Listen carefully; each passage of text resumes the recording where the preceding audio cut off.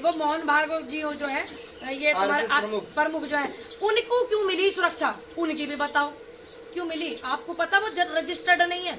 ये तो सरकार बताएगी। सरकार से पूछ रहे हैं हम, आप भी तो पूछे एक सवाल उनसे जाकर। बिल्कुल पूछ रहे हैं। ये तो सब मुझे लगता है ये शायद कम लोगों को पता है। जो आरएसएस है वो इनका जो है उसमें वो नहीं है रजिस्टर्ड, जो संघ है ये वाला। ठीक, आपको पता ये बात या नहीं भाई? नहीं, मुझे तो नहीं पता। एक बार आप करना, मैंने देखा था उस पर आ रहा था कि ये है नहीं रजिस्टर्ड। तो क्यों मिली मोहन भागवत जी को सुरक्षा? यू भी तो बताओ हमें।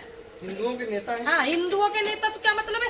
ये तो हिंदूवादी मुस्लिमवादी ये करते हैं, हिंदुओं के नेता नहीं है। नेता कौन है? नेता जनता का नेता माना जा, हिंदुओं का मुस्लिमों का नेता नहीं माना जाता।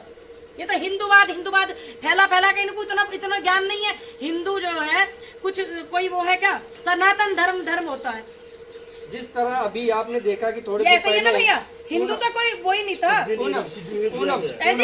किसी दूसरे के द्वारा दिया गया शब्द हिंदू, हम सनातन। हाँ जी, हम तो सनातन धर्म है ना। अभी नहीं इतना ही ज्ञान नहीं है। ये बैठ के सुरक्षा ले लेके, सिक्योरिटी लेके, लंबी गाड़ी ले लेके। ठीक है। अभी थोड़े दिन पहले आरएसएस प्रमुख मोहन भागवत जी ने एक बयान दिया था कि जिससे कोरोना की मौत हुई है, जो कोरोना में मर गया है, उसको मुक्ति मिल गई है। हाँ, तो मैं तो कहूँ हे परमात्मा, जो मोहन भागवत जी हैं उनको भी मुक्ति ऐसी मिल जाए। ठीक, परमात्मा, हम तो चाहते हैं हमारे देश के नेता हैं भाई, अच्छे से मुक्ति मिलनी चाहिए। हम नहीं चाहते कोई भटकते फिरे। ठीक है, अगर उनके परिवार से पूछ कर देखो, जिनके एक ही लड़का मेरे आगे मोहल्ले में ही 27 साल का लड़का, एक ही अकेला लड़का, ठीक, और अभी उसकी मृत्यु हो गई। उनसे जाके यू बयान दे दी वहां जाके, जी देश के बड़े नेता, हिंदुओं के बड़े नेता का बयान आया है कि जिनकी कोरोना में मृत्यु हो गई उनको मुक्ति मिल गई। अभी देख लीजिए, ये तुम्हारे ये सिस्टम भी ना पाएंगे वहाँ, देख लेना। और मोहन भागवत जी आके देख लेंगे यहाँ।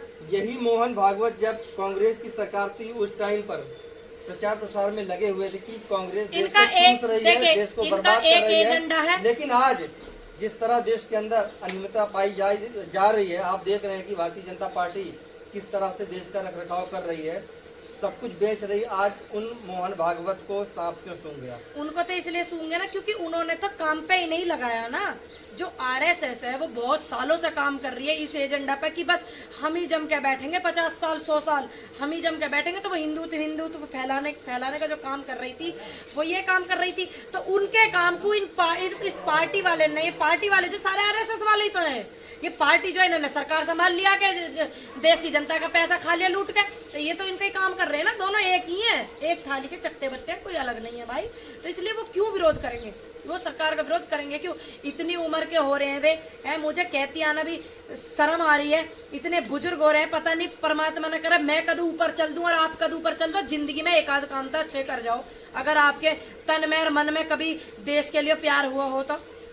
लोगों का कहना है कि मोहन भागवत जी ने देश की सेवा के लिए शादी तक नहीं की। अच्छा, साफ सीधी बात, शादी नहीं की है। अरे तो देश की क्या सेवा है उसमें भाई? अब मैं कल लोगों, मैंने देश की सेवा के लिए शादी नहीं करी है, मैं क्या लग जाऊं? तुम क्या लग जाओ कल को? तुमने नहीं करी। इसमें देश की सेवा में शादी का क्या मतलब है? जिनकी शादी हुई रहती, क्या वो उन नेताओं ने देश नहीं संभाला?